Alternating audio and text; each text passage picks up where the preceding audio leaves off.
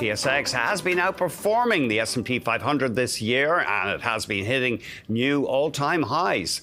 Our guest says solid bank earnings could continue to support our benchmark. Ryan Bushell joins us now, CEO and Portfolio Manager at Newhaven Asset Management. Great to see you.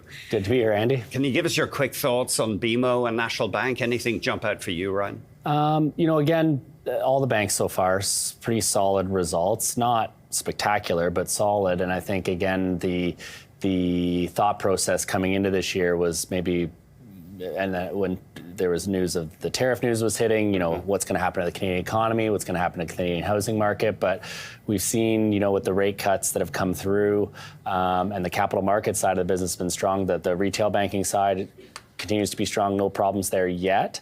And then the capital market side is humming along nicely with the renewed interest in the TSX. So, pretty good story for the banks for the first half. We'll see how the second half goes.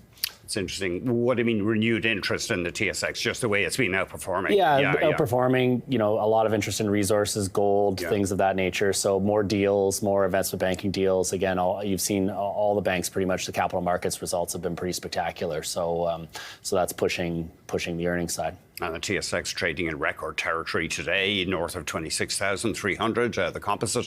Nvidia, any thoughts there? Would you be a buyer of Nvidia these days, Ryan? We're back to a $3 trillion valuation on Nvidia, right? So again, my favorite kind of thought process on that is, that's basically bigger than almost the entire TSX. And so when you think about all the real estate, all the resources, all the commodities in the ground, all the intellectual property, everything. Nvidia obviously has been a great company, but to me it is, it's just a matter of time. They have competition. In fact, the CEO of Nvidia was talking about how quickly China is now catching up to them on the GPUs.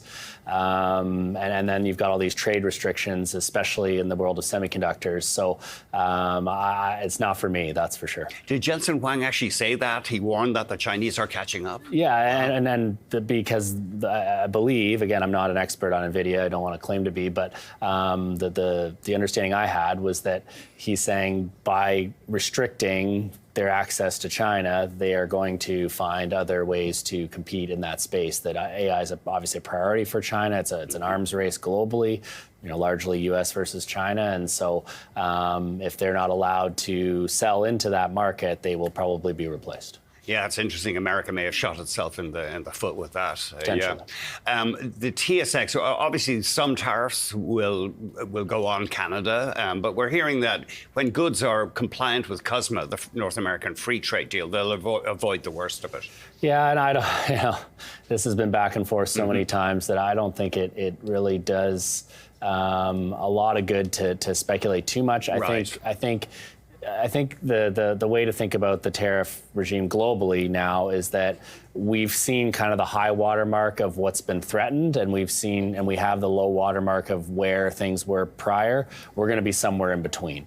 So the reality will probably not match the worst of the threats. However, there will be something. And so I think we all need to be prepared for that, and it's going to hit different industries in different ways.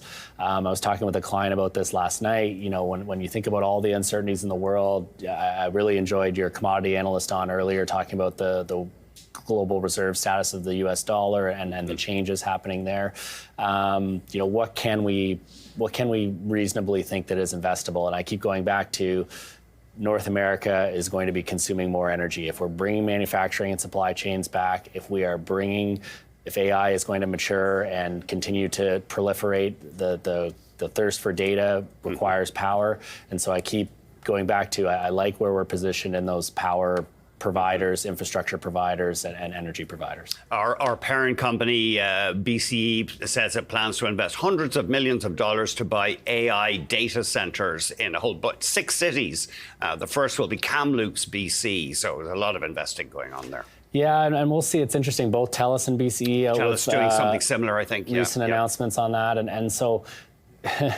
It's always hard to tell. There was this big announcement by Apple as well in the States, right? Like, we're going to spend $500 billion, but it's back end loaded. So I think right now we're seeing a lot of announcements. Let's see what actually comes through.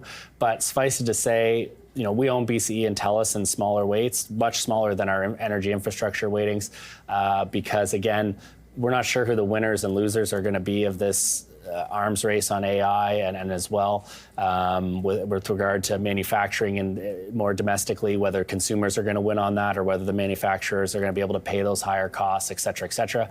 But we know that all of these things consume more power, and that is where we're focused. And so you are investing in infrastructure names right now? Yeah, that's correct. Over 50% of our portfolio in one way or another is touching natural gas infrastructure, utilities, renewables, oil and gas infrastructure, and as well as constructors, nuclear, things of that nature. So we're really focused. A big part of our portfolio is based on that. And again, as I was saying to this client last night, it might not be the highest return level we can put out for you on a 10-year basis, but it certainly won't be the lowest. And if we can keep grinding out those mid to high single-digit returns with low risk, most of our clients, that's what they're looking for. Ryan, thanks very much. Thanks, Andy. Ryan Bushell, CEO and Portfolio Manager at Newhaven Asset Management.